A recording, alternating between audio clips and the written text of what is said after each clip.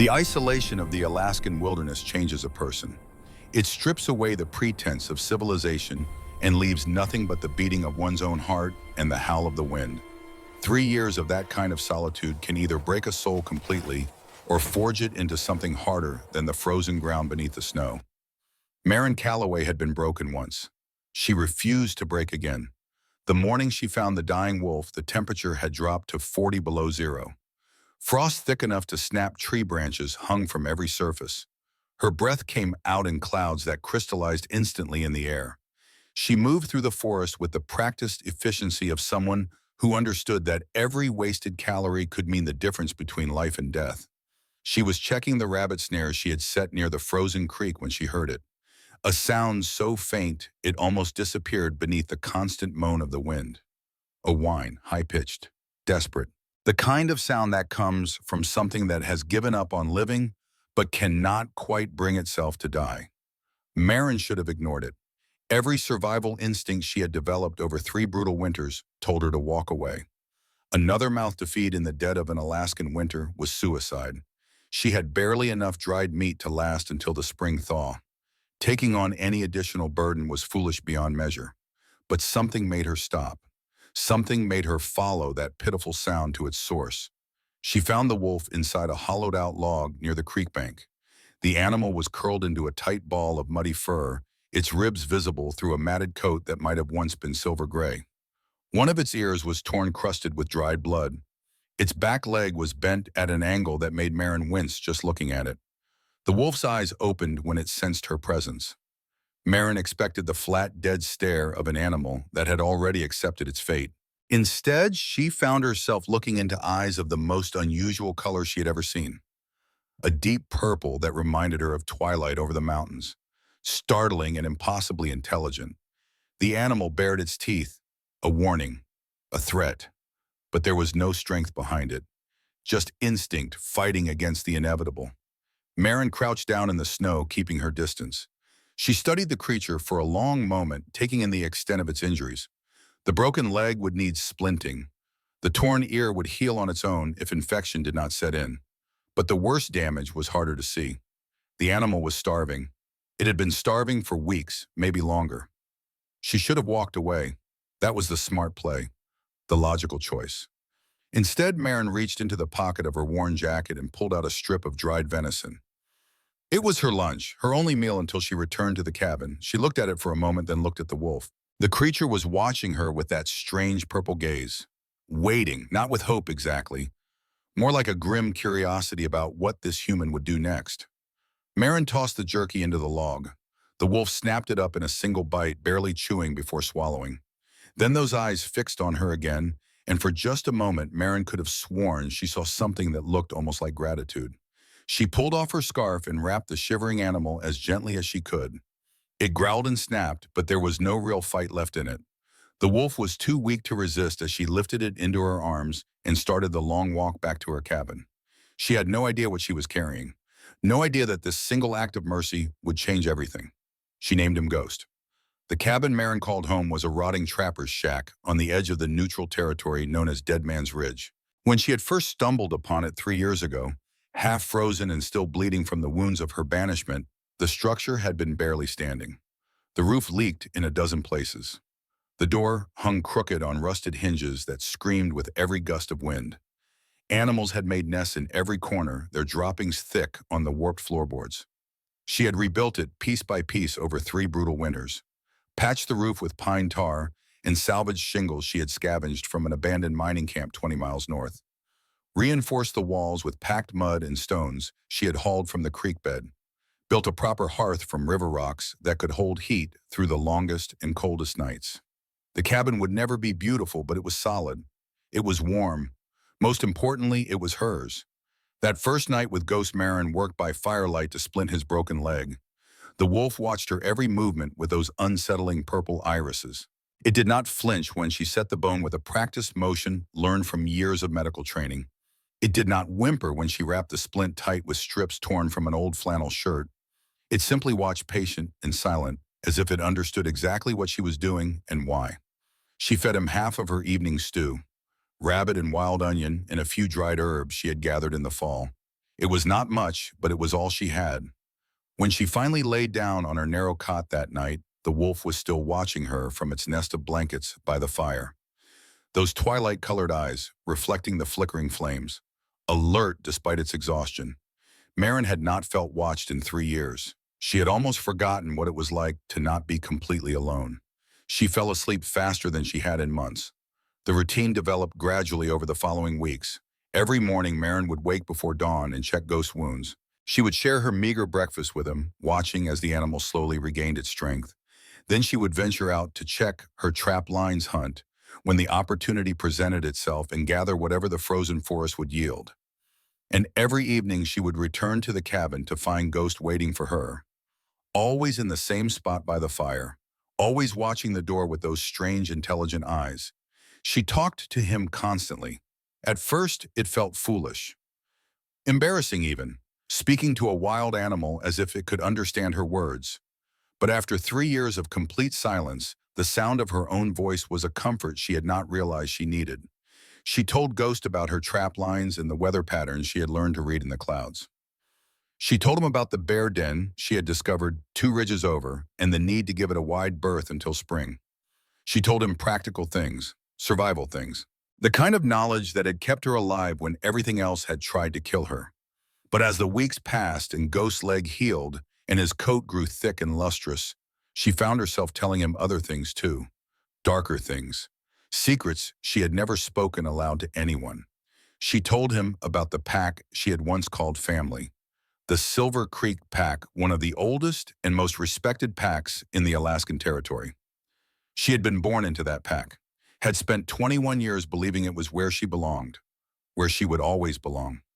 She told him about her father, Colonel Warren Calloway, the beta of Silver Creek, a man she had idolized for as long as she could remember. A military man through and through, rigid and disciplined, but she had always believed he loved her in his own stern way. She had trusted him with her life, and she told him about the night everything had ended. It had been 3 years ago, almost to the day.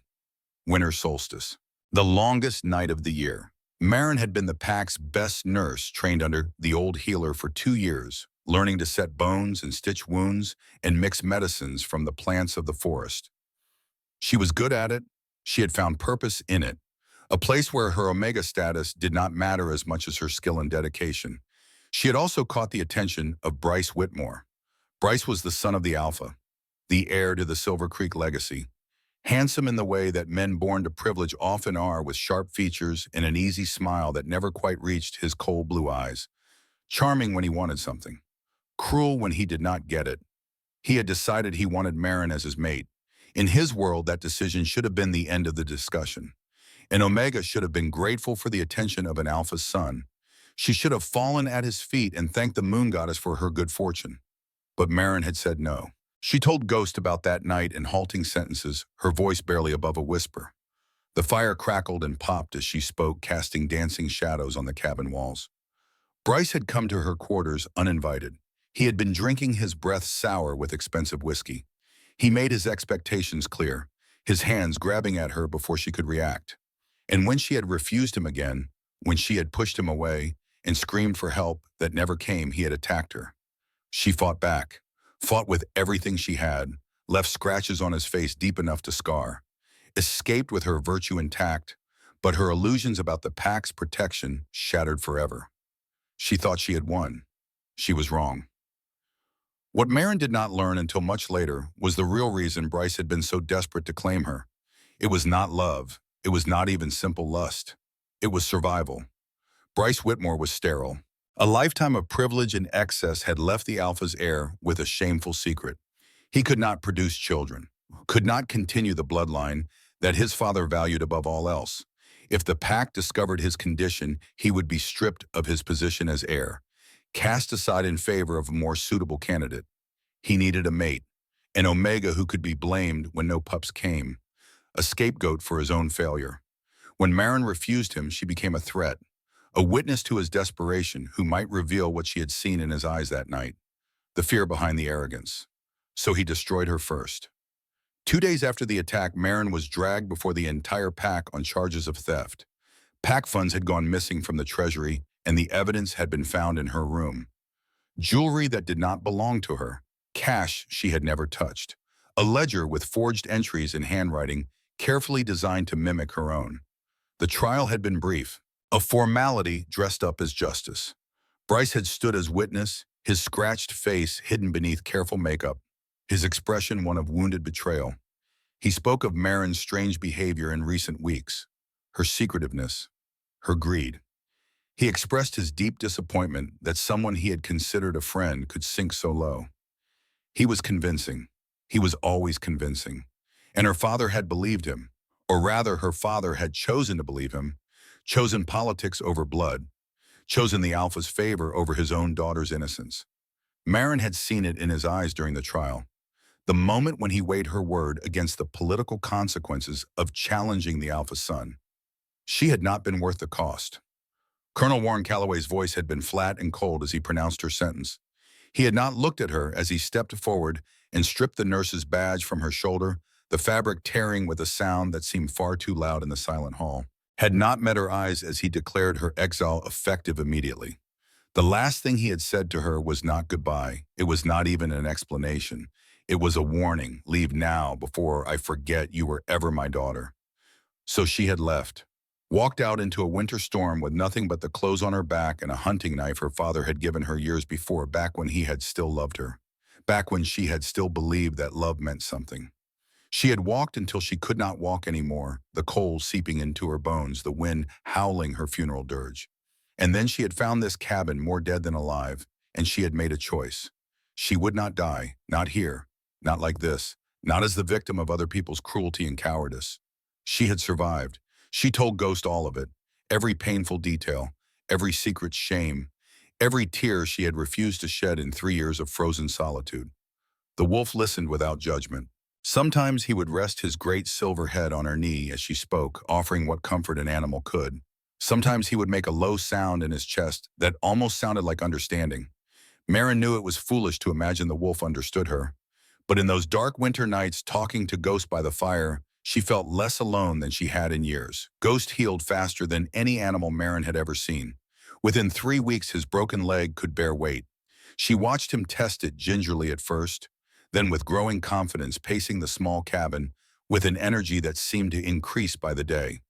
Within 6 weeks, he was walking without a limp, moving with a fluid grace that spoke of power held in check, muscles coiling and releasing beneath that silver-gray coat.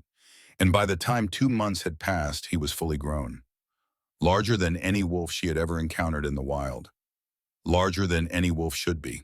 When he stood at full height, his head came up past her hip. When he stretched, his body seemed to fill the small cabin. His coat, once matted and dull with dirt and dry blood, now gleamed silver gray in the firelight. The color of storm clouds, the color of polished steel. It caught the light and threw it back in rippling waves as he moved.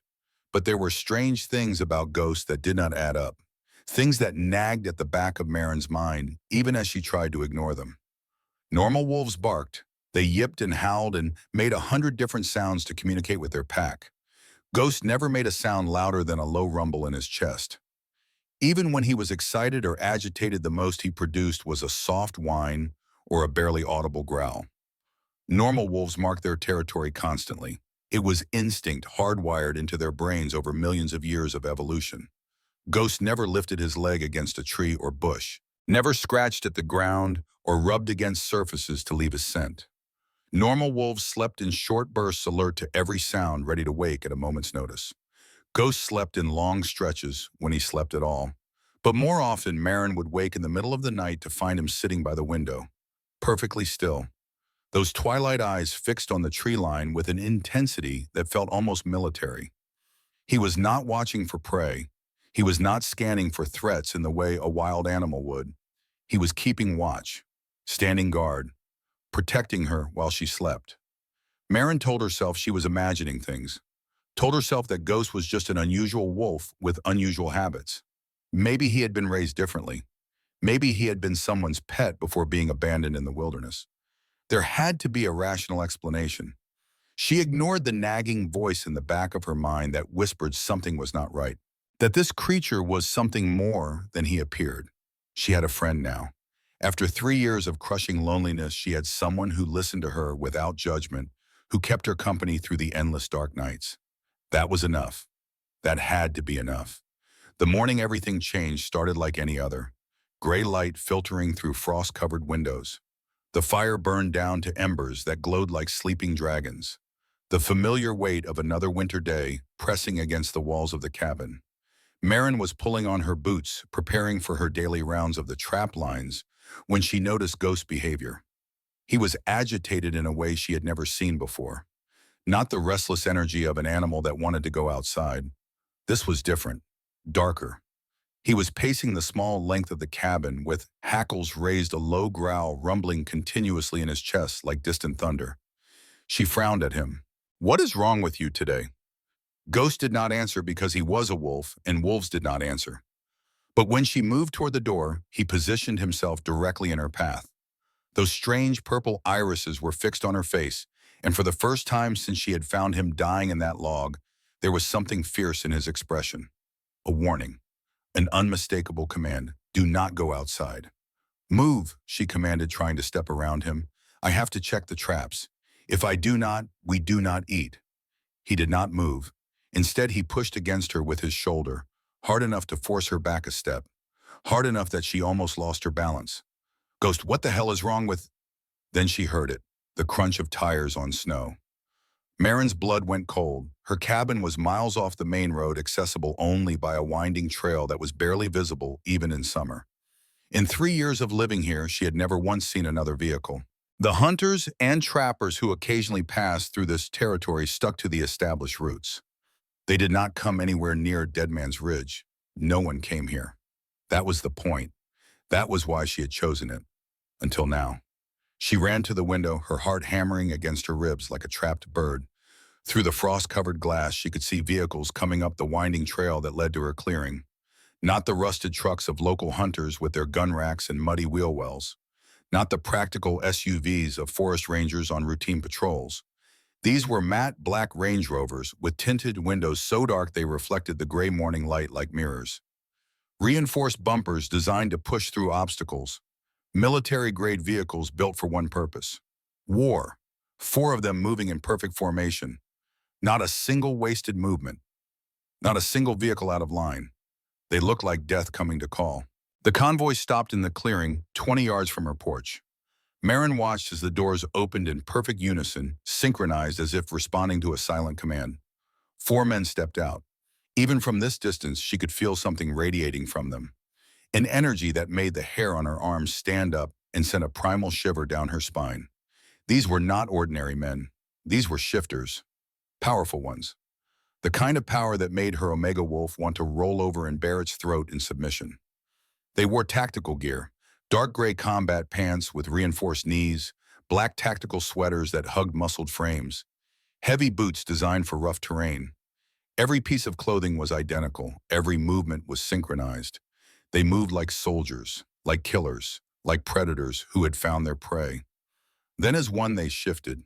Marin had seen wolves shift before. She had grown up in a pack after all. She had witnessed the transformation hundreds of times, watched as human bodies reshaped themselves into animal forms.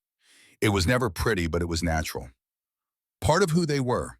She had never seen anything like this. The transformation happened in seconds rather than the usual half-minute. Bones snapped and reshaped with brutal efficiency, the sound like branches breaking in a storm. Muscles rippled and reformed. Skin gave way to fur. Where 4 men had stood, 4 massive wolves now prowled. But these were not ordinary wolves. They were onyx wolves. Pitch black fur that seemed to absorb the gray morning light so dark it looked like holes cut in the fabric of reality. Eyes like molten gold that burned with intelligence and hunger. Each one was easily twice the size of a normal wolf, muscles rippling beneath those midnight coats. In the shifter world, black wolves were rare. They were not born. They were made. Bred through generations of careful selection for one specific purpose: lethality. They were executioners, assassins. The wolves that other alphas sent when they wanted someone dead and were willing to pay any price to make it happen. And they were circling her cabin. Marin backed away from the window, her mind racing. She grabbed the shotgun she had assembled from salvaged parts, a crude weapon she had built during her first winter here when the loneliness and fear had been overwhelming. It was not elegant. The barrel was slightly warped and the trigger mechanism stuck sometimes.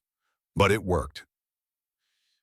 Against four onyx wolves, it would be like trying to stop a charging grizzly with a slingshot. She knew that, but it was all she had. Ghost was standing in the center of the room. He was not hiding beneath the bed. He was not trembling with fear. He was just standing there facing the door, his posture almost regal, as if he was waiting for something. As if this moment had been inevitable all along. Then came the sound Marin had been dreading. A heavy paw struck the front door. The wood shuddered in its frame dust falling from the hinges. Then a voice, deep and gravelly, the kind of voice that came from a throat that was not quite human and not quite wolf. The voice of something caught between forms, something that had chosen to speak rather than simply attack. Open the door, Marin Calloway. We know you have him. Hand over the asset and your death will be painless. Resist and we burn this cabin to the ground with you inside it. Asset. Marin looked at Ghost. He looked back at her, those twilight eyes calm despite everything, almost apologetic, as if he was sorry for what was about to happen. They were not here for her. They were here for him. She did not understand what was happening, did not understand how these killers knew her name or why they wanted the wolf she had been nursing back to health. But in that moment, understanding did not matter. Ghost was her friend, her only friend, the only living creature that had shown her kindness in 3 years of isolation and suffering. She was not going to hand him over. Marin marched to the door. Her hands were steady on the shotgun despite the terror clawing at her chest. Her heart was pounding so hard she could feel it in her throat, in her temples, in the tips of her fingers. But her voice was clear when she threw back the bolt and yanked the door open.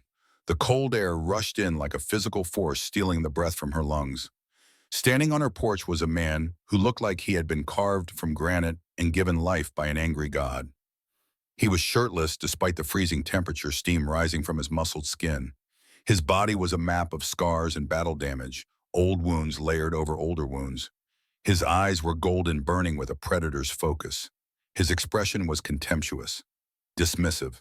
The look of someone who considered her no more significant than an insect in his path. Behind him, the 3 giant black wolves snarled and snapped their jaws, waiting for the command to attack. The sound of their growls was thunder rolling across the clearing. The man looked past her into the cabin, searching for his target. Then he stepped forward, his hand rising to shove her aside like an inconvenient piece of furniture. Where is he? Never finished the question. A voice spoke from behind Marin, a voice she had never heard before. Deep baritone, rich and resonant, dripping with a kind of authority that seemed to vibrate in her very bones. Do not touch her. Marin froze.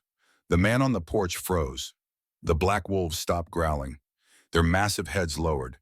Their golden eyes went wide with something that looked almost like fear. Marin turned around slowly, the shotgun still clutched in her white-knuckled grip. Ghost was gone. Standing in the center of her living room was a man. He was tall, taller than the executioner on the porch.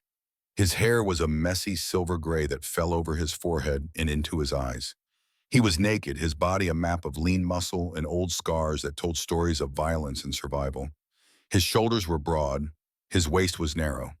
He moved with the easy confidence of someone who knew exactly how much power he possessed.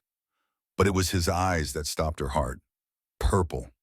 The color of twilight, the same impossible shade she had been staring into for 2 months.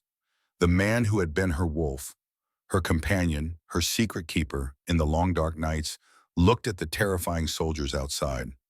Then he looked down at her, and despite everything, despite the impossibility of what she was seeing, there was warmth in that gaze, familiarity, gratitude. Hello, Marin, he said softly. Then he walked past her onto the porch. The cold did not seem to bother him. The ice and snow beneath his bare feet might as well have been summer grass. He moved with the easy confidence of someone who knew exactly how much power he possessed and had no need to prove it. The executioner on the porch dropped to one knee instantly.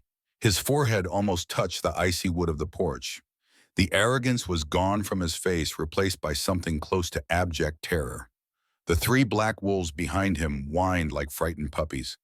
They belly-crawled through the snow, their massive bodies pressing flat against the frozen ground, exposing their throats in the ultimate gesture of submission. The naked man, the wolf who had been Ghost, looked down at them with cold indifference. His expression held no mercy, no compassion, only the absolute certainty of his own dominance. "I believe," he said, his voice echoing through the clearing like a crack of thunder, "you threatened my mate." The silence that followed was heavy enough to crush a lung. Marin stood paralyzed in the doorway, the shotgun slipping from her numb fingers and clattering onto the frozen wood. Her brain was trying to process the impossible geometry of what she was seeing.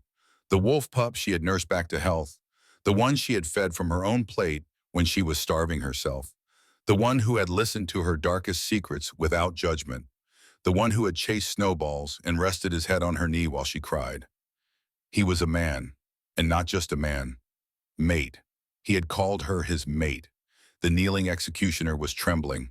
A seasoned killer, a man bred for violence, shaking like a leaf in a hurricane. "Lord Harrington," the executioner choked out. "We did not know. The tracker spell only showed your location. We thought you were being held captive by a rogue. We were sent to retrieve you, to bring you home." Lord Harrington. The name hit Marin like a physical blow. She staggered back, gripping the doorframe for support. Everyone in the shifter world knew that name. Everyone. Cade Harrington, Alpha Prime of the Black Ridge Pack. The largest and most lethal pack in the Northern Hemisphere. They were the pack that other alphas hired to end wars. The pack that made enemies disappear without a trace. The pack that had held the balance of power in North America for 3 generations. They called him the Wolf Eater. Rumors said he had been missing for 3 months, presumed dead after a failed coup in his own territory. Every pack in North America had been waiting to see who would fill the power vacuum his death would create. Alliances had been forming. Enemies had been circling. The entire shifter world had been holding its breath. And Marin had been feeding him leftover rabbit stew and telling him her life story. Cade Harrington looked at the trembling executioner with eyes that held no mercy. "Captive," he repeated, his voice dangerously soft. "Do I look like a captive, Commander?" "No, Alpha. You look restored. You look powerful. You look... I look like someone who was nearly murdered by his own brother." Cade's voice cut through the commander's babbling like a blade. "I look like someone who was poisoned and left to die in the wilderness. And I look like someone who is very, very interested in knowing who sent you." The commander's face went pale. "Your brother Alpha, Vincent, he has declared himself Alpha Prime in your absence. He sent us to confirm your death and eliminate any witnesses." Cade let out a dark, humorless laugh. "Of course he did." He looked at the 3 black wolves still groveling in the snow. "Rise." They shifted back. 3 men, naked and shivering in the freezing air, stood up with their heads still bowed. Their bodies were covered in goosebumps, but none of them dared complain about the cold. "We serve the blood, not Vincent," one of them said quickly. "We are yours to command Alpha. We thought you were dead. Everyone thought you were dead. We were following orders, nothing more." "You will serve me," Kate agreed. "And your first order is to secure this perimeter. No one gets within 5 miles of this cabin without my knowledge. No one enters, no one leaves. Am I understood?" "Yes, Alpha." The commander hesitated, glancing nervously at Marin. "Alpha, we cannot stay here. Vincent has tracker teams sweeping the entire sector. If he discovers you are alive, he will send the heavy assault units. We need to move. We need to get you to the safe house in Seattle." Cade looked at Marin. His strange purple eyes searched her face, reading something there that she could not name. "I am not going anywhere with you," she said, finding her voice at last. The words came out stronger than she expected, surprising even herself. "This is my home. You can go. You can be a king or a lord or whatever you are. Leave me out of it." Cade's eyes narrowed. He stepped closer, close enough that she had to look up to meet his gaze. Close enough that she could feel the heat radiating from his body despite the freezing temperature. The bond. That was what they called it in the old stories. The electric magnetic pull that existed between fated mates. Marin had always thought those stories were fairy tales. Romantic nonsense designed to make young Omega Wolves dream of their perfect match. But standing here looking up at this impossible man, she felt it. A tug somewhere deep in her chest. An inexplicable sense of rightness that had no logical explanation. I am not leaving you, Cade said firmly. You are my mate. Where I go, you go. I did not agree to this, she argued, fighting against the strange pull. I am an exile, an Omega. I cannot be the mate of an Alpha Prime. You are whatever I say you are. Cade growled, a hint of the wolf surfacing in his voice. And you are mine. Before Marin could respond, the radio in one of the Range Rovers crackled to life. Team 1 report. Have you located the target? Over? The commander's face went pale. He looked at Cade with fear in his eyes. That is Vincent's personal guard. They are monitoring our communications. Cade walked to the vehicle with unhurried steps. He picked up the radio, pressed the button, and spoke into the microphone with a voice like ice. Hello, brother. Silence on the other end. A silence that stretched and stretched, heavy with shock and disbelief. Then a shaky breath. Then a single word spoken in a tone of utter disbelief. Impossible. I am coming for you, Vincent, Cade promised. His voice was calm, almost conversational, but there was something terrifying in its certainty. And I am bringing hell with me. He crushed the radio in his hand. Plastic and metal shattered, falling to the snow in pieces. Then he turned to Marin, extending his hand again. Marin, pack a bag. We have 10 minutes before Vincent orders an airstrike on this location. Airstrike? She stared at him, unable to process the word. You cannot be serious. Vincent does not take chances, Cade said. His tone was almost gentle, but there was urgency beneath it. He failed to kill me once. He will not risk failing again. He would rather destroy half this mountain than leave the possibility of my survival. He stepped closer and gripped her shoulders. Not roughly, but firmly. His purple eyes bore into hers with an intensity that made it impossible to look away. I know you are scared.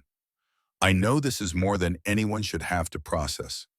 But I swore to myself when I was lying on that rug by your fire, unable to speak, unable to tell you who I was, that if I ever got my human skin back, I would spend the rest of my life repaying you for what you did for me.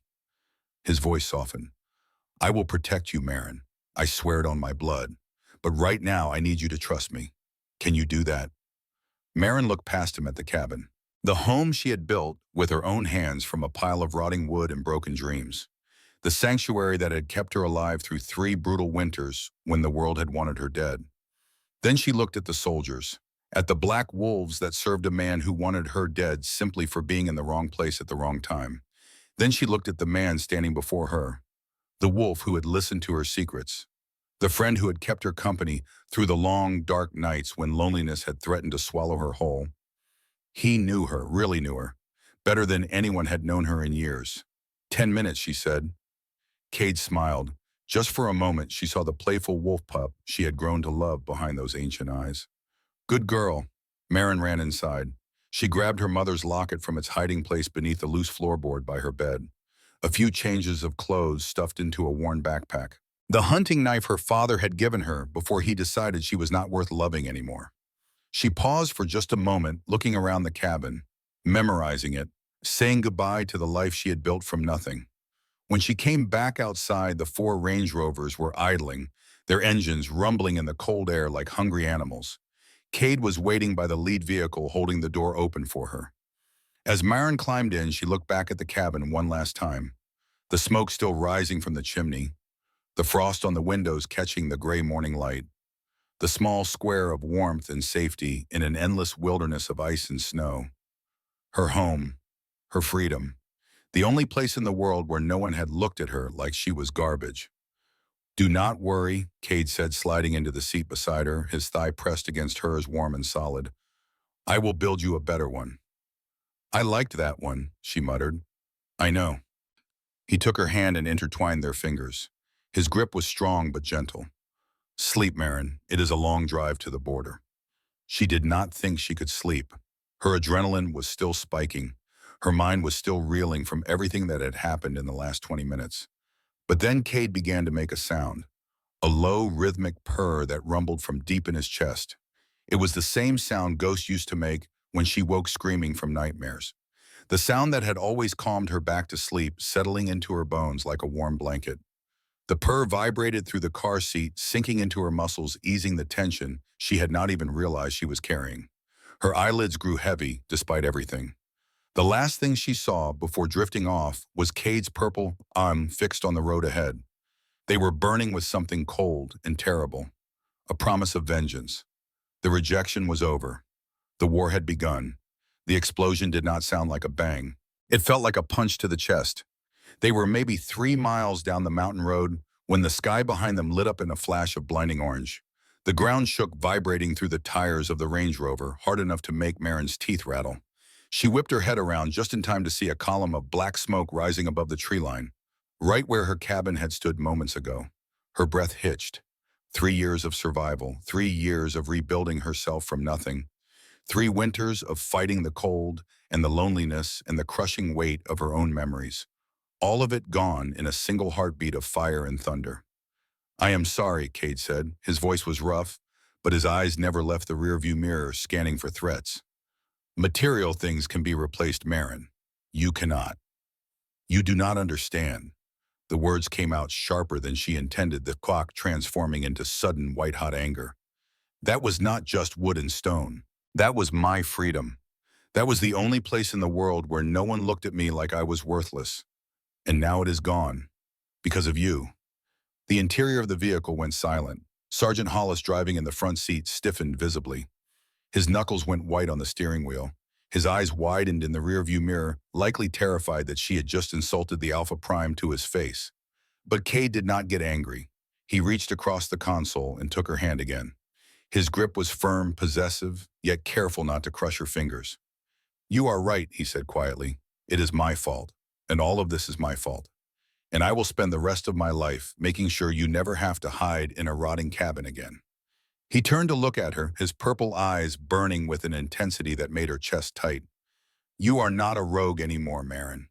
You are the Luna of Black Ridge." She pulled her hand away. "I am an Omega. The Silver Creek Pack threw me out because I was not strong enough. I cannot fight. I cannot command. I am just me." Cade turned his head slowly. The purple in his eyes seemed to darken, swirling with something ancient and powerful. "You fed a dying wolf from your own plate when you were starving yourself. You stood between 4 Onyx executioners and a crippled animal with nothing but a homemade shotgun. You survived 3 years alone in territory that kills experienced hunters in 3 months." His voice dropped to a low rumble. "Do not tell me you are weak, Marin. Strength is not about how hard you can hit. It is about how much you can endure. And you are the strongest person I have ever met." Marin looked away, her face flushing, despite the cold. It was difficult to argue with him when he looked at her like she was the center of his universe. The drive was grueling. They bypassed the highways, entirely sticking to old logging roads that wound through the wilderness like veins through a dying body. The vehicles moved in tight formation, never more than 20 feet apart. Hollis and the other guards communicated in clipped codes over the encrypted radio. "Eagle is circling. Sector 4 is compromised. Redirect through the northern passage." "Copy. Eyes on unknown vehicle at checkpoint 7. Holding position. Western route is clear. Proceed with caution. Unknown aerial activity detected." It became clear listening to these fragments that Vincent Harrington had locked down the entire state. Every road, every checkpoint, every possible route to safety was being watched by his people. The net was closing around them, and they were swimming through it with nothing but luck and speed. Night fell heavy and dark. The temperature dropped further, frost forming on the windows despite the vehicle's heating system. Marin found herself drifting in and out of an exhausted half-sleep, her body too tired to stay alert, but her mind too wired to truly rest. Then Cade made a sound that snapped her fully awake. It was a groan, low and pained, the kind of noise a man makes when he is trying very hard not to scream. She turned to find him slumped against the window, sweat beading on his forehead despite the cold. His skin was burning hot to the touch, fevered in a way that seemed impossible for a shifter. "Cade?" She grabbed his arm, feeling the unnatural heat radiating through his flesh. "What is happening?" "We need to stop," Cade announced, his voice strained. "Now." Hollis frowned in the rearview mirror. "Alpha, the safe house, is only 4 hours away. We should push through. Every minute we spend stopped is a minute Vincent's trackers can catch up. Marin is exhausted, and I need to eat." Cade's jaw clenched, a muscle twitching in his cheek.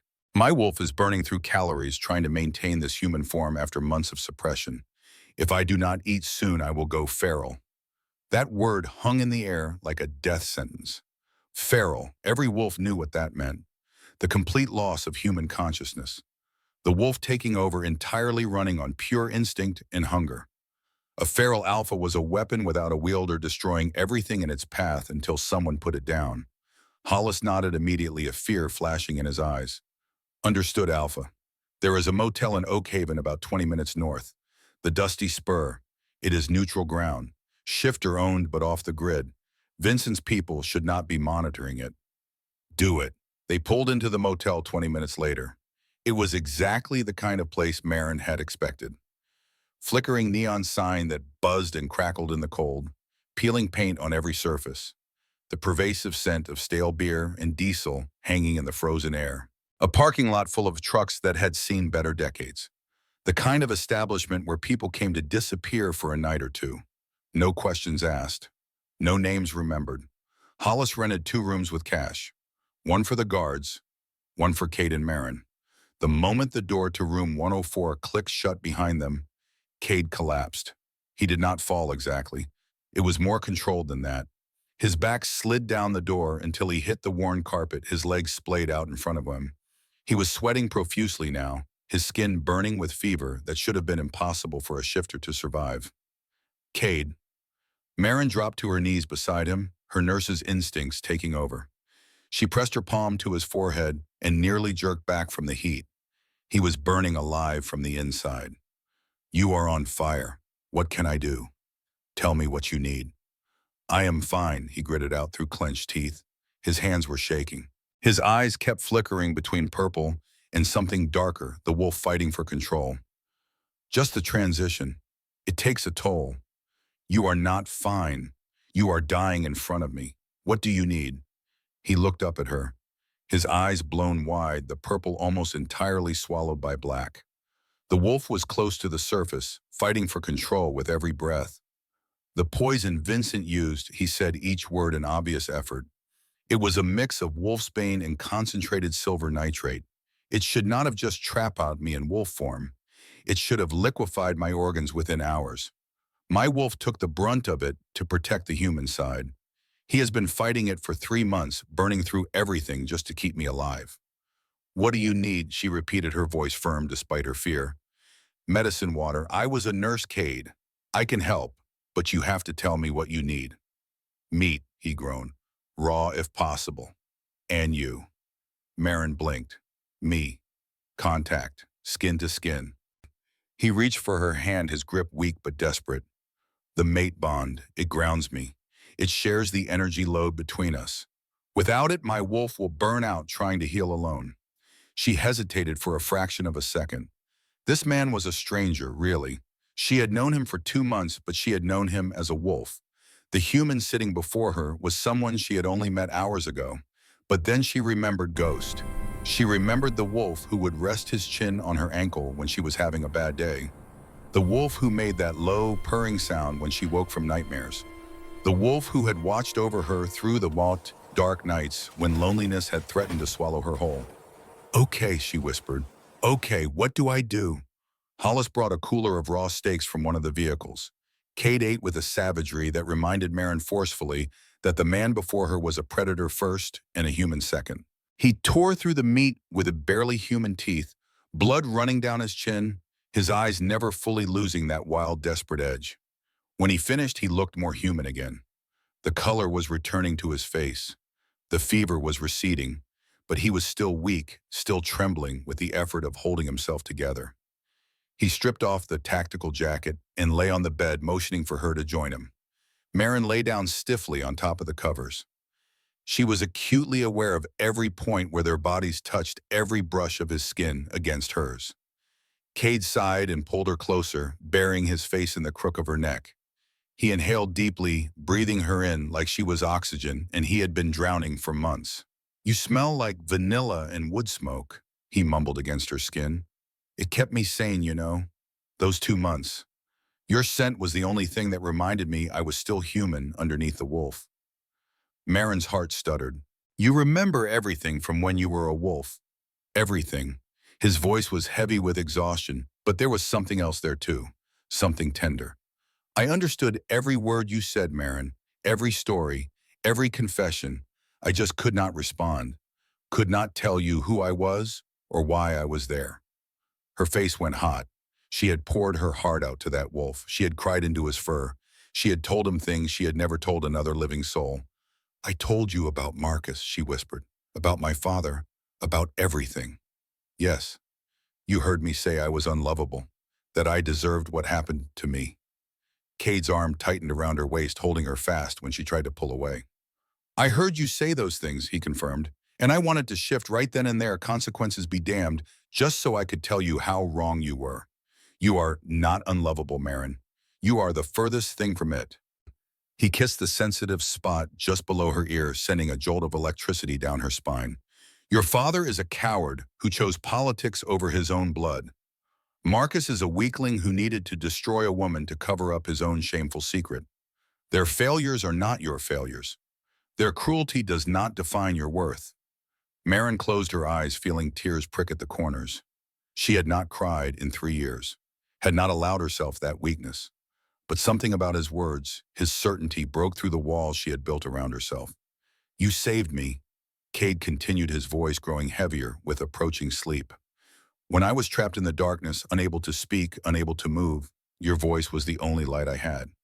I am going to spend every day proving to you that you matter, that you are worth everything. For the first time in 3 years, Marin did not feel cold. She closed her eyes and listened to the steady, powerful thrum of his heart beneath her ear. And for the first time in longer than she could remember, she let herself believe that maybe, just maybe, she was not alone anymore. The safe house in Seattle was not a house. It was a fortress in the sky. The obsidian tower rose 50 stories above the Seattle skyline, a sleek black glass monolith that seemed to absorb the gray morning light rather than reflect it.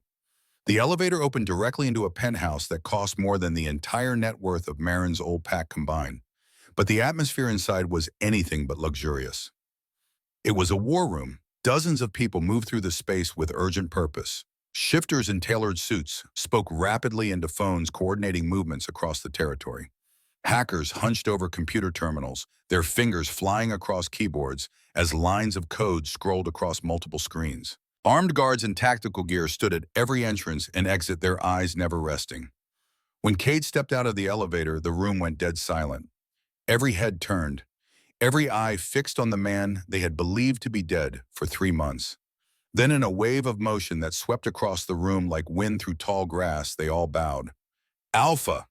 The word rose from dozens of throats at once, a chorus of recognition and submission. Cade did not acknowledge them. He walked straight to the massive glass table in the center of the room, pulling Marin along with him.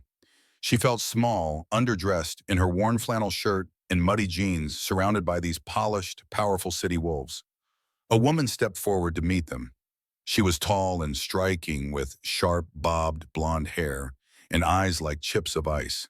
She wore a tailored charcoal suit that screamed authority. "We thought you were dead," she said flatly. She did not bow. "Disappointed, Commander Shaw?" Cade asked dryly. Relieved. Her face showed no emotion to match the word. Her gaze slid to Marin, raking over the muddy boots and messy braid with undisguised judgment. "And who is this careful Reagan?" Cade's voice dropped an octave, the warning unmistakable. "This is Marin Calloway, my mate." The room, which had just started to resume its normal bustle, went silent again. Papers rustled as people shifted uncomfortably.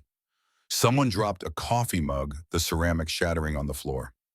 Commander Reagan Shaw's ice blue eyes widened by a fraction of a millimeter, the only sign of her surprise. "Mate." She repeated the word carefully, as if testing its weight. "Alpha, with all due respect, we are in the middle of a crisis.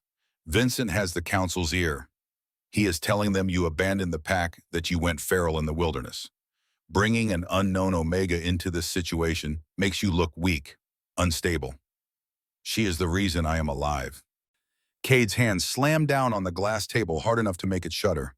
A crack spiderwebbed across the surface. "If you have a problem with her, Commander, you have a problem with me." Shaw pursed her lips but nodded stiffly. "Understood, Alpha." She turned to the massive monitor that dominated one wall of the room, dismissing the conflict with practiced efficiency. "We have a bigger problem. Look at this." The screen flickered to life, showing a news feed from the Shifter Council network. There, standing at a podium in a room that dripped with old money and older power, was a man who looked like a twisted mirror image of Cade, Vincent Harrington. He had the same silver-gray hair, though his was slicked back with expensive product. The same sharp features, though his were softer, less weathered by hardship. Where Cade radiated raw, untamed power, Vincent projected polished sophistication, the kind of man who smiled while sliding a knife between your ribs. My brother's tragic disappearance has left a void in our pack, Vincent was saying, his voice smooth as silk. But Black Ridge must remain strong. As his successor, I am calling for an emergency summit this Friday at the Grand Hall. All allied packs must attend to swear fealty to the new regime. He is moving fast, Hollis muttered from behind Marin. He wants to cement his rule before anyone finds out you are alive. Friday, Cade's eye narrowed, calculating. That is in 2 days. We are not ready, Shaw argued. We have the numbers, but your strength is not back to full capacity. If you challenge him for the Alpha title, it has to be a death match. Those are the old laws. If you lose, I will not lose. He has the Fenrir's blade. Shaw's voice was sharp. He raided the armory the day after you disappeared. He has the pack's sacred artifact, Cade. It amplifies Alpha power tenfold. Without it, you are fighting uphill against a cliff. Cade went silent, staring at the map displayed on the table. His jaw was tight, the muscles in his neck corded with tension. Marin stepped forward. She did not know much about pack politics or ancient artifacts or power struggles between brothers. But she knew about bullies. She had survived one. She had spent 3 years thinking about how she would handle things differently if she ever got the chance. He expects you to attack, she said softly. Shaw rolled her eyes. The Omega speaks. Let her speak. Cade's voice cracked like a whip. Marin took a deep breath, acutely aware of every eye in the room suddenly fixed on her. Vincent is arrogant, she continued. I saw it in the way his soldiers acted at the cabin. They did not even verify that Ghost was you before calling for an airstrike. They assumed. Vincent assumed. He thinks you are either dead or too weak to be a threat. She moved to the table, looking at the map without really seeing it. If you burst into that summit trying to fight him, he will have traps laid. He will have the council guards ready to arrest you as an imposter or a feral wolf who needs to be put down. He has had 3 months to prepare for the possibility that you might return. He will be ready for a direct assault. So what do you suggest? Cade asked, and there was genuine interest in his voice. Marin met his eyes. Do not fight him. Humiliate him. She turned to Shaw. The old laws say a challenge must be accepted if the Alpha is proven unfit. Correct. What makes an Alpha unfit? Cruelty, Hollis answered from behind her. Madness, or breaking the sacred laws. Exactly, Marin nodded. Vincent tried to poison his own brother.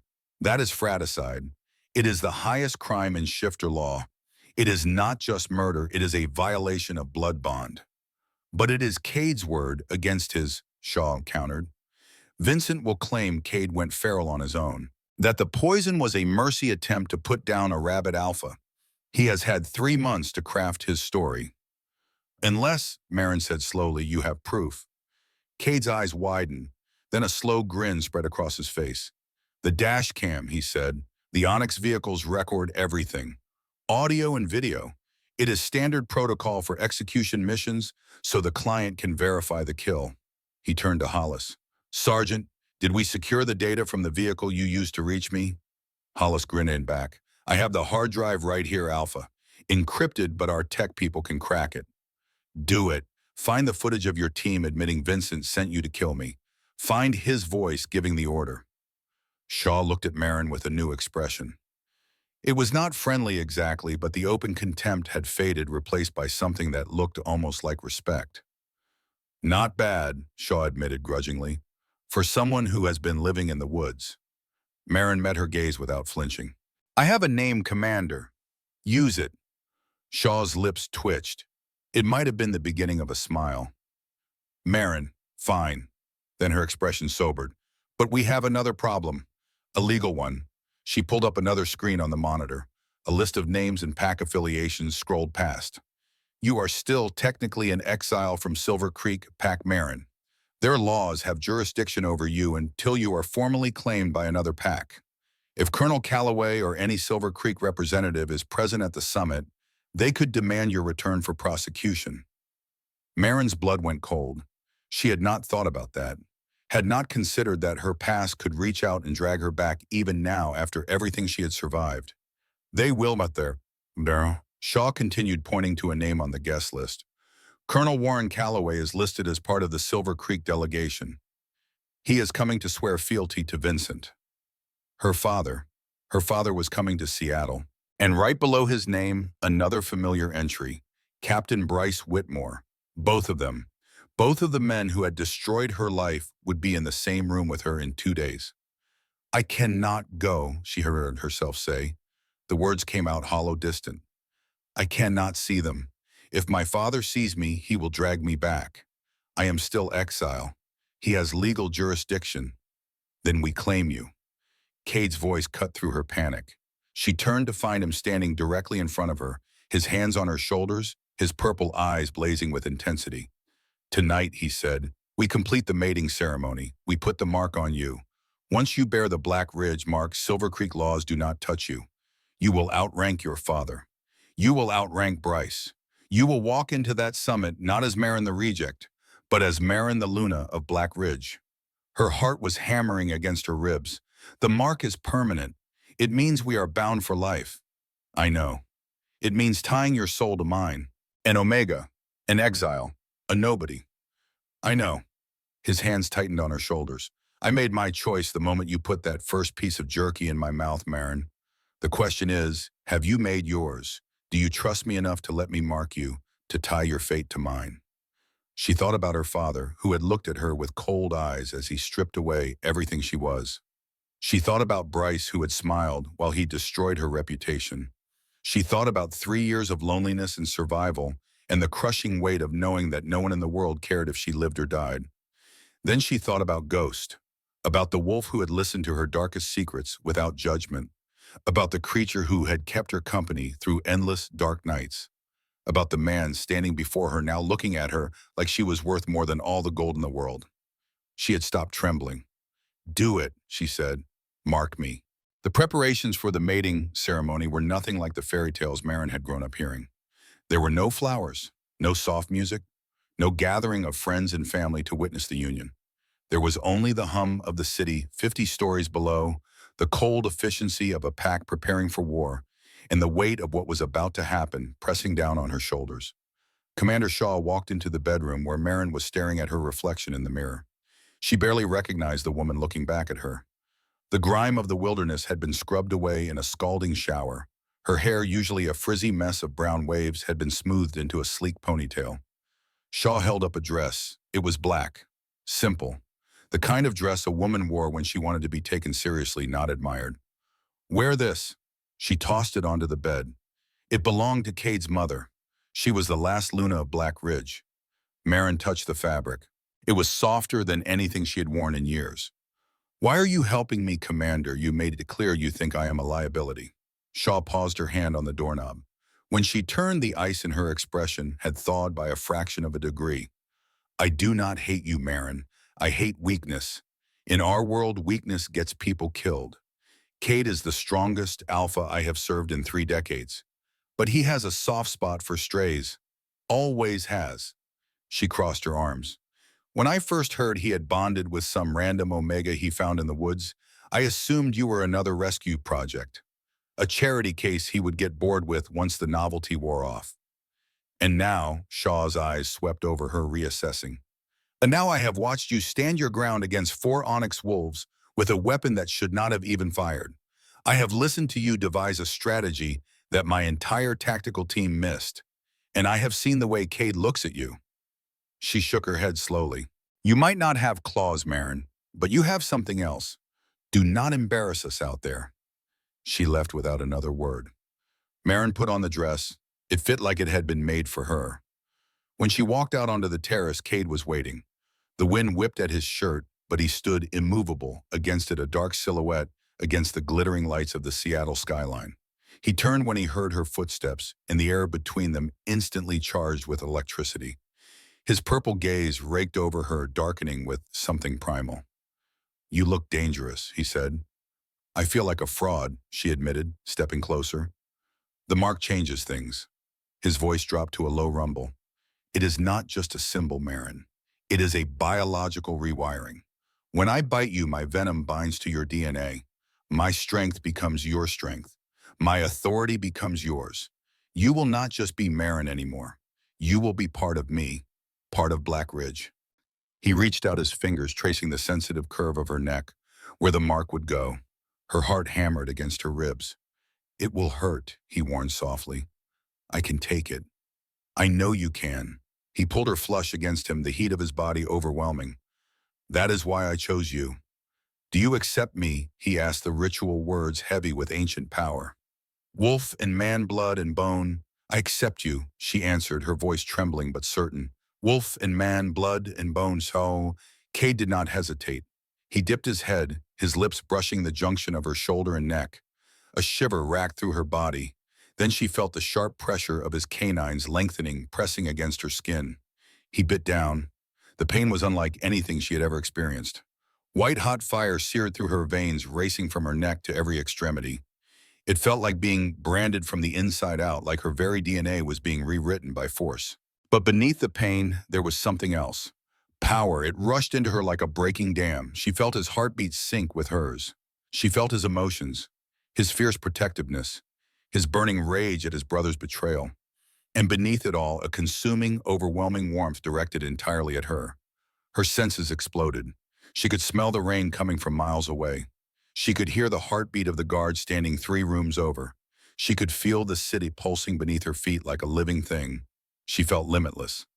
Cade pulled back slowly, licking the wound on her neck.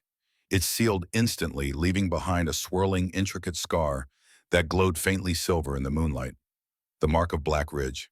He rested his forehead against hers, both of them panting. How do you feel? He asked. She opened her eyes, the world looked sharper, clearer. She looked at Cade and did not just see a man, she saw his soul. She felt the tether between them, a steel cable that nothing could break. I feel like burning your brother's kingdom to the ground, she said. Cade grinned. It was a feral, terrifying expression that would have made his enemies run screaming. That is my girl. Then he grew serious, his unnatural gaze searching hers. There is something else you need to know. Hollis cracked the dash cam encryption an hour ago. We have the footage. Vincent's voice clear as day, ordering my execution. Relief flooded through her. Then we have him. We have him, Cade confirmed, but there is more. He led her back inside to a smaller room off the main war room. A screen on the wall displayed a frozen image. A list of names. The summit guest list, Cade said. Look at line 47. Marin looked. Her blood turned to ice. Colonel Warren Calloway, Silver Creek Pack Beta. And below it on line 48, Captain Bryce Whitmore, Silver Creek Pack Alpha's son. They are both coming, she whispered. Yes. Cade's hand found hers, squeezing gently. Your father, the man who framed you. They will both be in that room. She stared at the names, feeling the old fear trying to claw its way back up her throat. 3 years ago, seeing those names would have sent her running. 3 years ago, she would have hidden herself away rather than face the men who had destroyed her. But she was not the same woman who had stumbled out of Silver Creek with nothing but a knife and the clothes on her back. She was Luna of Black Ridge now. She had the mark to prove it. Good, she said, and her voice did not shake. Let them come. Let them see what they threw away. Cade pulled her close, pressing a kiss to the crown of her head. Now you understand why I marked you tonight. When you walk into that summit tomorrow, you will not be walking in as an exile. You will be walking in as my equal, my Luna, my mate. His voice dropped to a growl. And when your father sees you, when Bryce sees you, they will not see the broken girl they threw out into the snow. They will see the woman who brought the most powerful pack in North America to heal.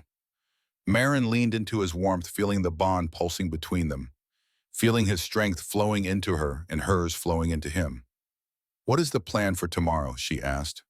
We walk in through the front door, Cade said simply. We let Vincent give his speech. We let him feel safe in his stolen crown. And then we show everyone exactly what kind of monster he really is. And my father? Cade's expression hardened. Your father tried to destroy you to protect his political position. He chose power over his own daughter's life. His strange eyes met hers, burning with cold fury. When we are done with Vincent, your father will answer for that.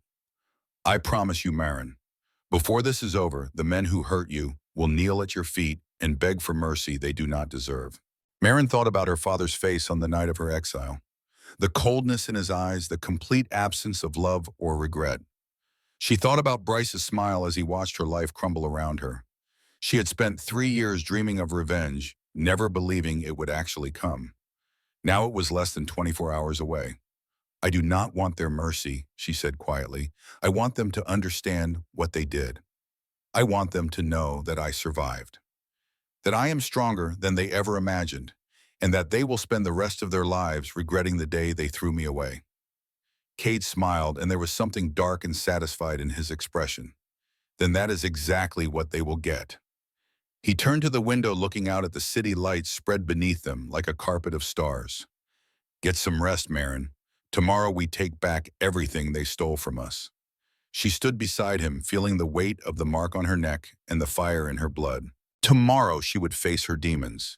Tomorrow she would show the world what a rejected Omega could become. The summit awaited. The Grand Hall was the Vatican of the werewolf world. Built into the side of a cliff overlooking the Pacific Ocean, the structure rose from the rock like a cathedral carved by ancient gods. Its spires clawed at the night sky, stone fingers reaching for the moon. Its walls were made of granite quarried from mountains that no longer existed, each block placed by hands that had turned to dust centuries ago. Every Alpha who had ever held power in North America had walked through its doors at some point in their reign. Treaties had been signed here. Wars had been declared. Bloodlines had ended and begun within these walls. Tonight it was illuminated by thousands of lights that turned the cliffside into a beacon visible for miles. Limousines and armored convoys lined the winding driveway that led up from the coast. Helicopters circled overhead, their searchlights cutting through the darkness like the eyes of watchful predators. Marin watched it all from the tree line a mile out, her enhanced senses taking in every detail with crystal clarity. The mark on her neck pulsed with each heartbeat, a constant reminder of what she had become. Security checkpoints at every entrance. Sergeant Hollis reported studying a tablet that displayed thermal imaging of the compound. Metal detectors, scent scanners, armed guards at every door. If we try to walk in through any secondary entrance, they will have us in custody before we reach the main floor. "We are not sneaking in," Cade said calmly. He was adjusting the cuffs of his tailored black tuxedo, looking every inch the billionaire Alpha, despite the violence that lurked beneath the polished surface. "We are the guests of honor." Hollis stared at him. "Alpha, with respect, they have orders to shoot you on sight. Vincent declared you a feral threat 3 days ago. Every guard in that building has been told that killing you is not just permitted, it is required. They will not shoot." The words came from Marin, and she was surprised by the certainty in her own voice. Both men turned to look at her. "They will not shoot," she repeated, feeling the truth of it settle into her bones. "Because they are wolves, and wolves know the difference between a pretender and a true Alpha. Vincent can give all the orders he wants, but when Cade walks through those doors, every shifter in that building, they will feel it in their blood. They will hesitate, and that hesitation is all we need." Cade looked at her with pride burning in his strange purple gaze. "Listen to your Luna, Sergeant. Drive us to the front entrance." The convoy moved down the mountain road, 4 black Range Rovers cutting through the darkness like sharks through deep water. Marin sat beside Cade in the lead vehicle, her hands folded in her lap to hide their trembling. The black dress she wore felt like armor. The mark on her neck felt like a weapon. She was terrified, but she was also ready. The vehicles pulled up to the red carpet entrance. Through the tinted windows, Marin could see the reaction rippling through the security personnel. They did not recognize the convoy. Hands moved to weapons. Radios crackled with urgent communications. A dozen guards swarmed toward them, their formation tight and professional. The head of security, a massive man with a shaved head and a scar running down his cheek, positioned himself directly in front of the lead vehicle. "Step out of the vehicle," he shouted, his hand resting on the pistol at his hip. "Hands where we can see them, how?" Cade smiled. The door opened. He stepped out. The effect was instantaneous. The wind carried his scent across the plaza, a potent mix of ozone and pine, and crushing dominance that hit every shifter present like a physical blow. Marin watched through the window as the guards froze mid-motion. Their wolves recognized him before their human eyes did. The biological imperative to submit to a prime alpha slammed into them with the force of a tidal wave. The head of security dropped his gun. It clattered against the stone steps, the sound echoing in the sudden silence. Then his knees buckled and he fell to the ground, his forehead pressed to the cold marble. "Alpha Harrington," he whispered, his voice shaking. "You are alive." Cade did not even look at him. He walked around the vehicle and opened Marin's door, extending his hand to help her out. She took it. The night air was cold against her skin, but she did not feel it. The mark was burning now, feeding her strength from Cade's bottomless reserves. She stepped onto the red carpet, her head held high. The guards parted before them like water around stone. Those who had not already fallen to their knees did so. Now their heads bowed, their wolves whimpering in submission. No one tried to stop them. No one even spoke. They walked up the stone steps toward the massive oak doors of the Grand Hall. Behind them, Hollis and the other Black Ridge soldiers fell into formation, their presence more ceremonial than necessary. When they reached the doors, Cade paused. "Ready?" he asked softly. Marin looked at the doors, looked at the life she was about to step back into, thought about her father waiting somewhere on the other side, thought about Bryce. "Ready," she said. Cade signaled to Hollis. The soldiers pushed the heavy doors open. They swung inward with a boom that echoed through the cavernous hall like a thunderclap. 2,000 heads turned. The Grand Hall was a cathedral of power. Vaulted ceilings soared 100 feet overhead, supported by columns carved to resemble wolves frozen in eternal howls. Crystal chandeliers hung from iron chains as thick as a man's arm, casting fractured light across the assembled masses below. And there were masses. Every alpha of consequence in North America was present, seated at long tables that radiated outward from a central stage like spokes from a wheel. Their betas sat beside them. Their guards stood behind them. The air was thick with the scent of expensive perfume-aged whiskey and barely contained aggression. At the far end of the hall on the elevated stage, Vincent Harrington stood at a podium. He was mid-sentence, a champagne glass raised in a toast, his face frozen in an expression of smug satisfaction. That expression shattered the moment the doors opened. Cade walked down the center aisle with the unhurried pace of a man who had nothing to fear.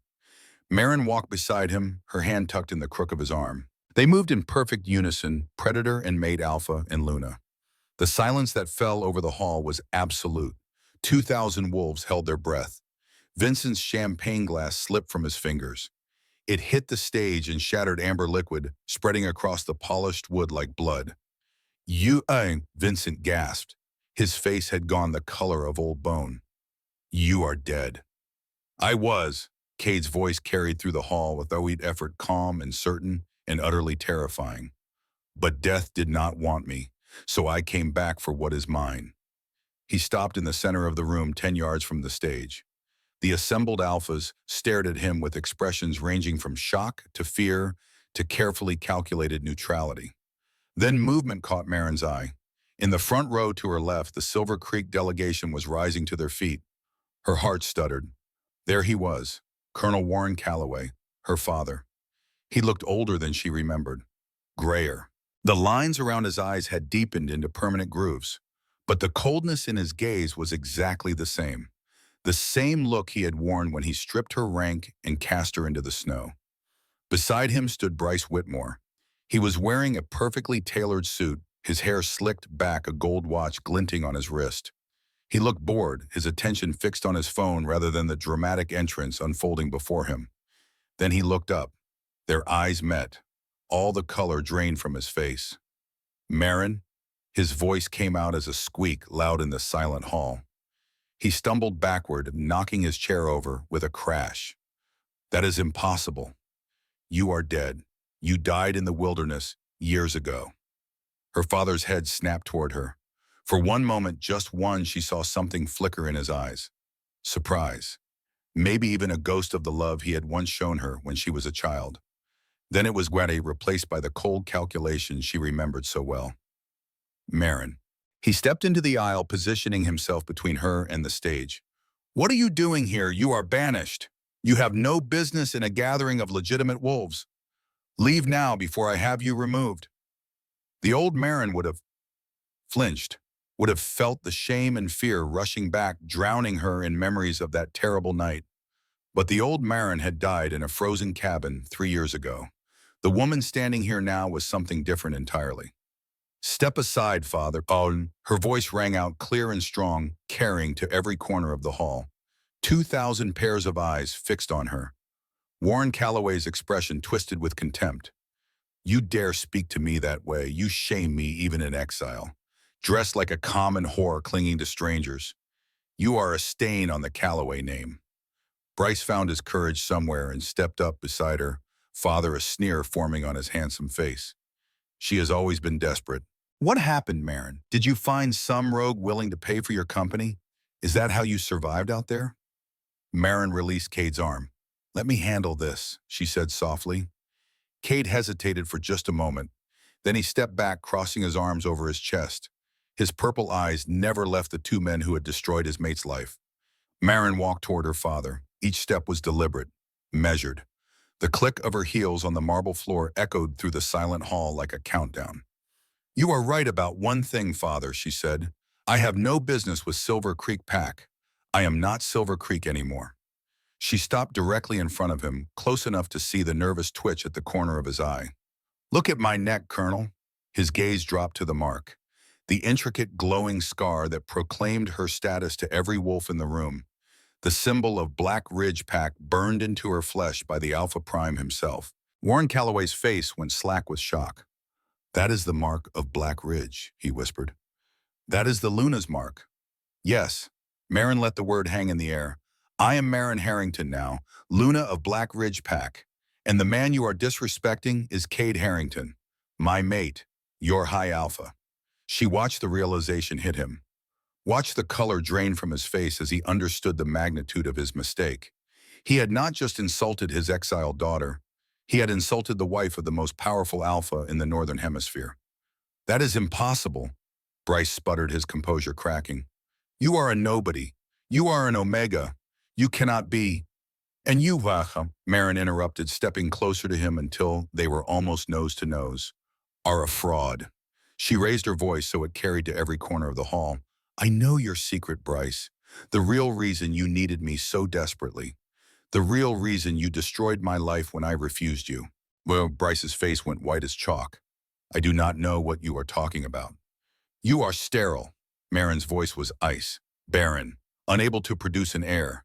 You needed an Omega wife to hide your shame, someone to blame when no pups came, someone to cover up the fact that the great Whitmore bloodline would end with you.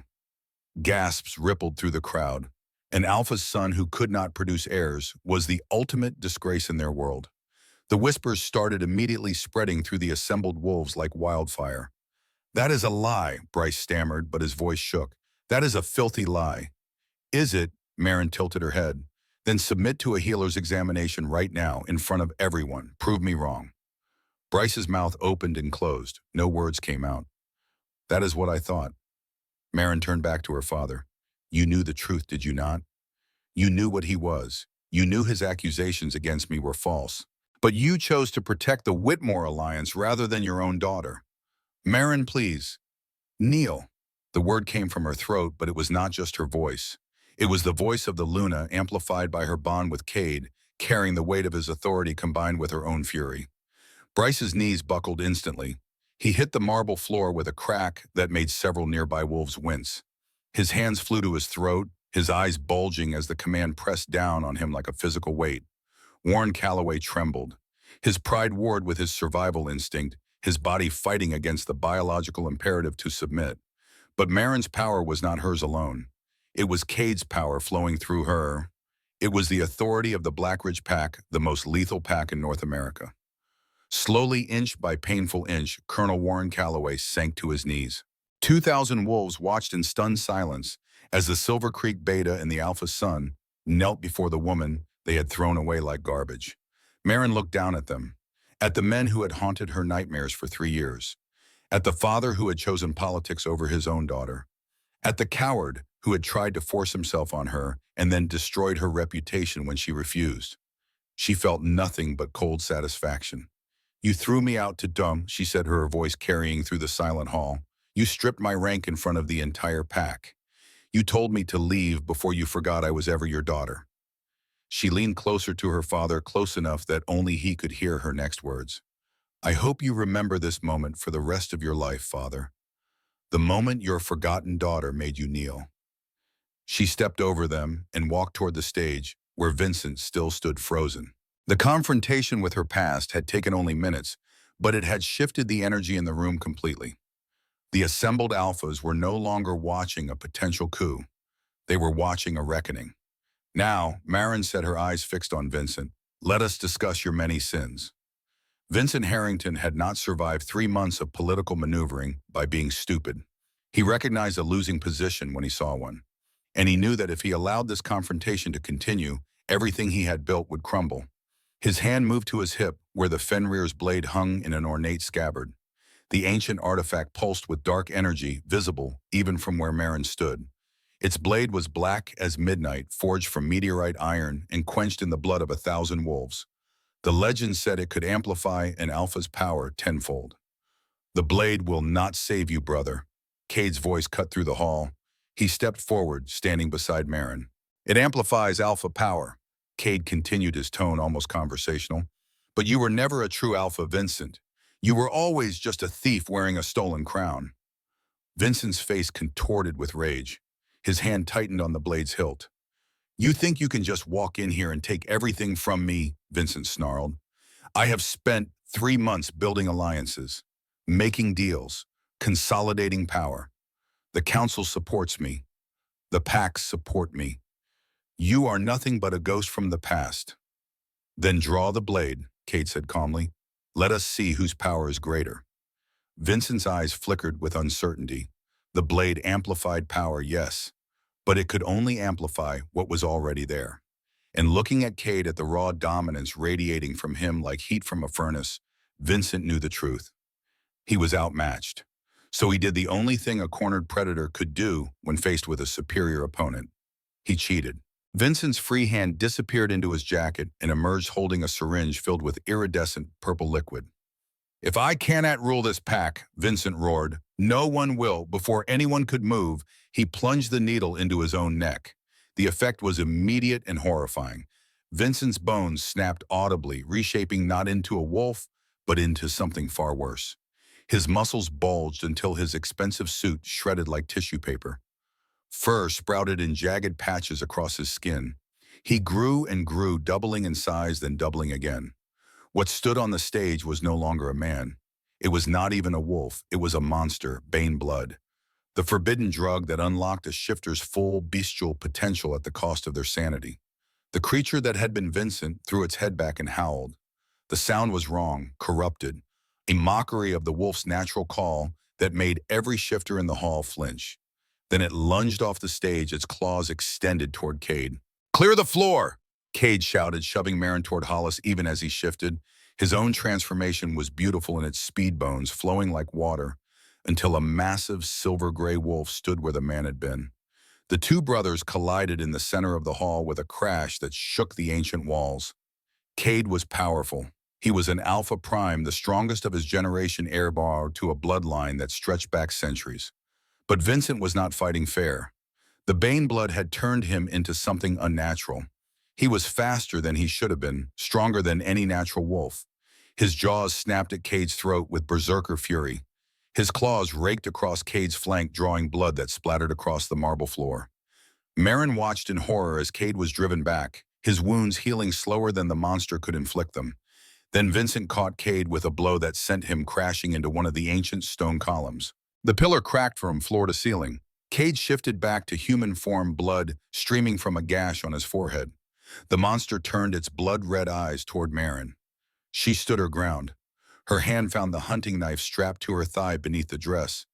The same knife her father had given her years ago. The knife that had kept her alive through 3 brutal winters. Come on then, she whispered. The monster charged. Hollis, Marin screamed. The screen now. Sergeant Hollis dove for the AV control panel on the edge of the stage. His fingers flew across the interface with practiced efficiency. The massive screens that lined the walls of the grand hall flickered to life, and Vincent's voice echoed through the chamber. Confirm the kill on Cade Harrington. I will pay double if you bring me his head. I do not care how you do it. Just make sure my brother dies. The recording continued, the commander's voice responding, "Understood, Lord Harrington. The target will be eliminated, but no witnesses." The monster skidded to a halt, its corrupted mind still human enough to recognize its own voice, its own condemnation. 2,000 wolves heard it. The council representatives heard it. Every alpha and beta and pack leader in North America heard Vincent Harrington ordering the murder of his own brother. Fratricide, the highest crime in shifter law, the ultimate betrayal of blood. The monster that had been Vincent swung its massive head toward the screens, watching its own damning words play out for all to see. For just a moment, confusion flickered in those blood-red eyes. That moment was all Cade needed. He shifted back to wolf form, ignoring his wounds, drawing on every ounce of power in his bloodline. He crossed the distance in a single bound, his jaws closing around the monster's throat. Vincent thrashed, but the Bane blood was already burning through his system, the unnatural strength fading as quickly as it had come. His struggles grew weaker. His howls turned to whimpers. Then with a sickening crunch, it was over. Cade released the body and shifted back to human form. He stood over his brother's corpse chest, heaving covered in blood, both his own and Vincent's. The hall was silent. Then Vincent's eyes fluttered open one last time. His hand reached up, grasping weakly at Cade's arm. "Father," Vincent whispered, blood bubbling from his lips. "Father told me to do it. He said only one alpha could survive. He said you were too weak to lead. He said..." His hand fell. His eyes went empty, but his words hung in the air like poison. Marin saw Cade's expression shift, saw the shock and pain flicker across his features before he locked them away behind a mask of cold authority. Cade knelt beside his brother's body, something unreadable passing across his face. "Father," he repeated the dying word. He always did prefer to rule from the shadows. Hollis stepped forward, his expression grim. "Alpha, if the old wolf is behind this, the conspiracy runs deeper than Vincent. Aldrich Harrington has allies on the council, assets we do not know about, networks built over decades." "I know." Cade stood, blood dripping from his hands. "My father built Black Ridge into what it is. He knows every secret passage, every hidden loyalty, every skeleton in every closet." He looked at Marin, and for the first time since she had known him, she saw something like fear in his strange eyes. Vincent was just a pawn. The real war has not even started. Marin took his hand, squeezing tightly. "Then we face it together. That is what mates do." Cade's expression softened. He pressed a kiss to her forehead. Together. But that was a battle for another day.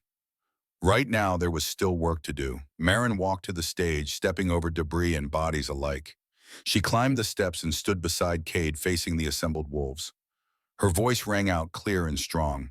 "You have all witnessed the evidence of Vincent Harrington's crimes: fratricide, attempted murder of a true alpha, use of forbidden substances.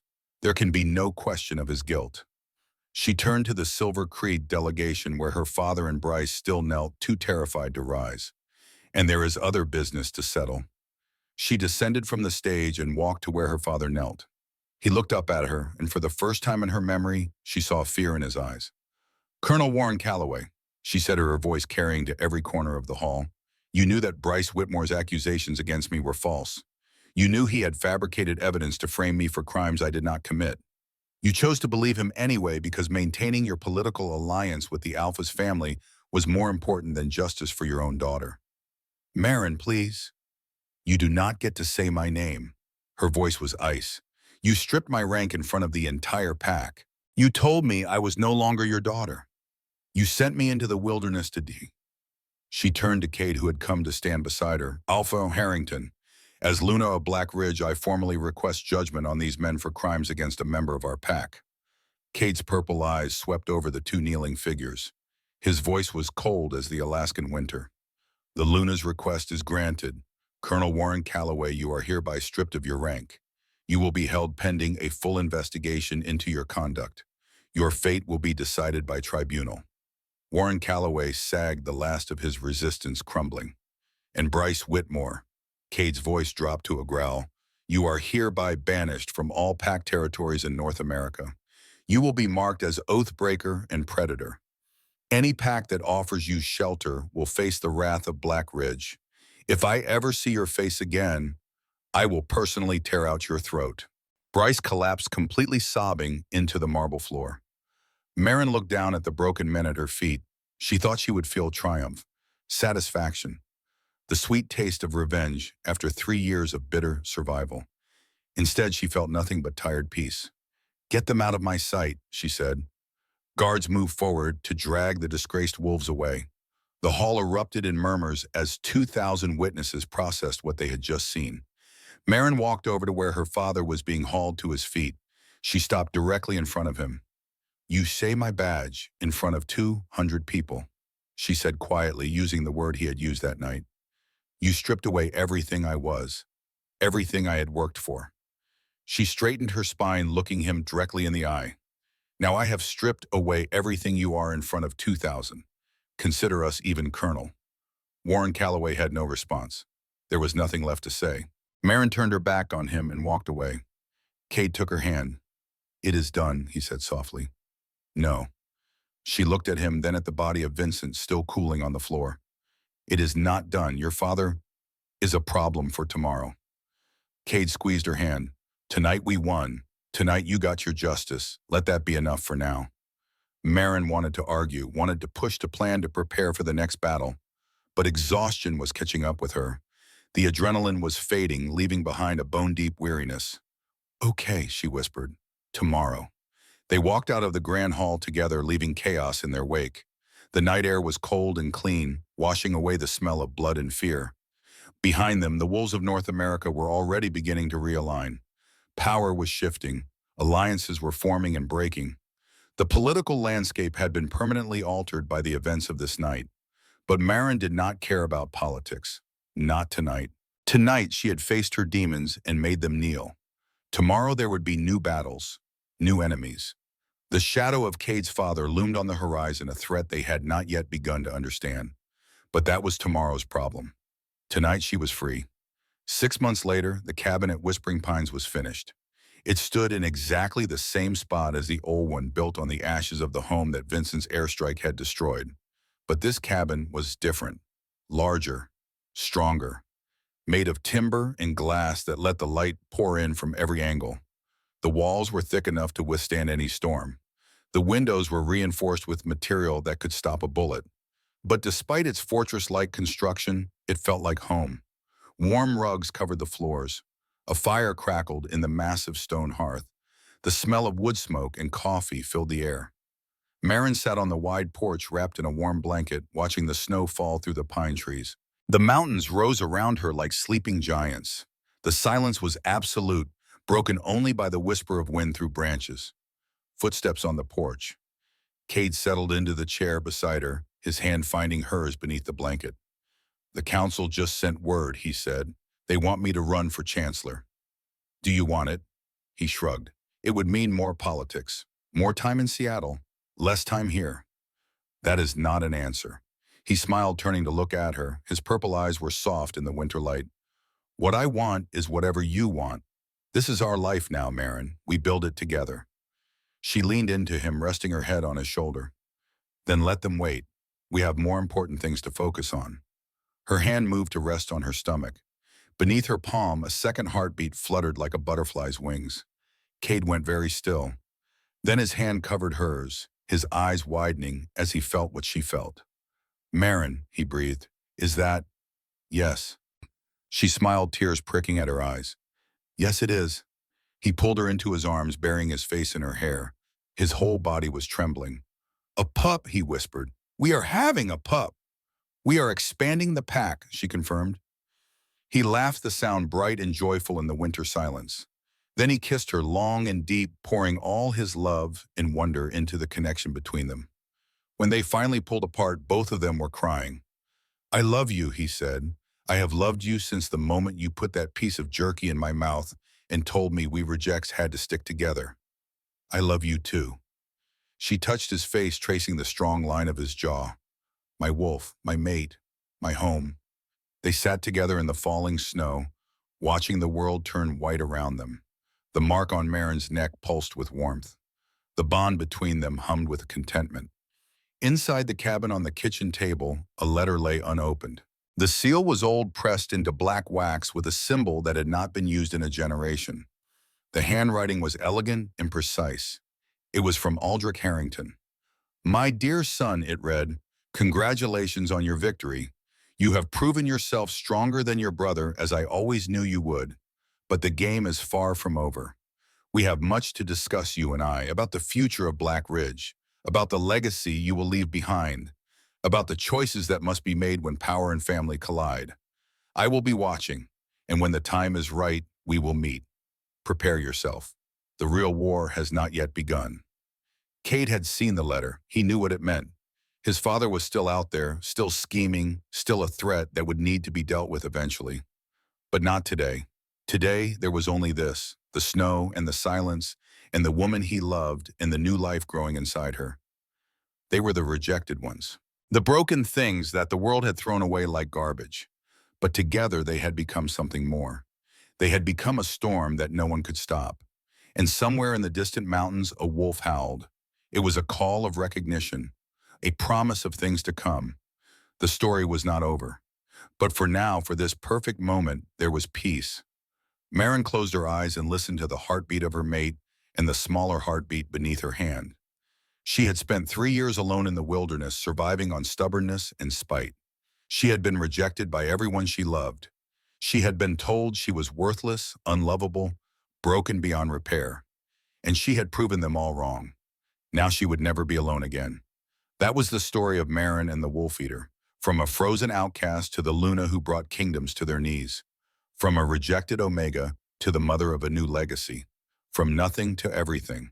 And it had all started with a single act of kindness, a piece of dried meat offered to a dying wolf, a moment of compassion in a world that had shown her none. That was the lesson, perhaps. The moral of the story: kindness matters, mercy matters. The small acts of grace we extend to the broken and the abandoned can change the world in ways we never imagined. Marin had saved a dying wolf because she saw herself in him, because she could not walk away from something that had been discarded by the world in the same way she had been discarded. And that wolf had become a king, and that king had made her his queen. And together they would build a future that neither of them had dared to dream of. The snow continued to fall as night crept across the mountains. The fire crackled inside the cabin. The world was quiet and peaceful and good. Marin opened her eyes and looked at Cade. "Tell me a story," she said softly.